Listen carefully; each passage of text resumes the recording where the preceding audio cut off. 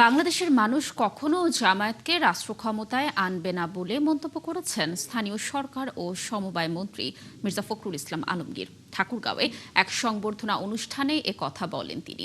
অনুষ্ঠানে তিনি আরও বলেন, প্রধানমন্ত্রী দেশকে আমূল বদলে দেওয়ার কাজে হাত দিয়েছেন। অনুষ্ঠানে আগামী 2 বছরের মধ্যে ঠাকুরগাঁও বিমানবন্দর চালুর ঘোষণা দেন তিনি।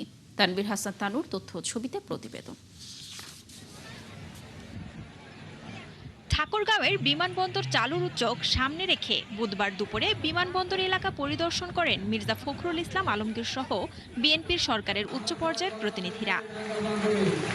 পরিদর্শন শেষে সংবর্ধনা অনুষ্ঠানে মির্জা ফখরুল বলেন, ধর্মের নামে মিথ্যাচার বিভ্রান্তি সৃষ্টি করা রাজনীতি মানুষ পছন্দ করে না, তাই বাংলাদেশের মানুষ কখনো জামায়াতকে ক্ষমতায় আনবে না।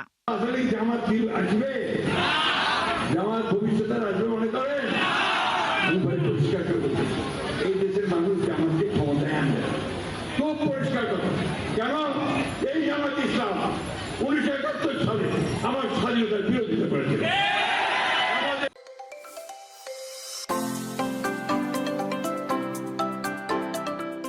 অনুষ্ঠানে তিনি আরো বলেন, প্রধানমন্ত্রী তারেক রহমান নির্বাচনের 3 মাসের মধ্যে বাংলাদেশের আমূল পরিবর্তনে কাজ শুরু করেছেন।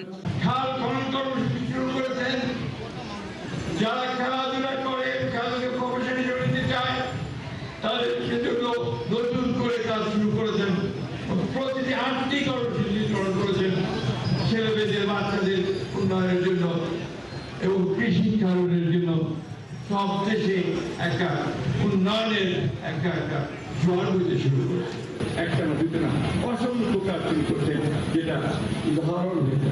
এই সময় তিনি জনগণের স্বার্থে ঠাকুরগাঁওয়ের পরিত্যক্ত বিমানবন্দরটির কার্যক্রম আগামী 2 বছরের মধ্যেই চালুর ঘোষণা দেন। হবে ইনশাআল্লাহ, বলেছি হবে, আমাদের প্রধানমন্ত্রী বলেছেন হবে, মন্ত্রীরা বলে গেছে হবে, আগামী 2 বছরের মধ্যে ইনশাআল্লাহ এখানে আপনারা।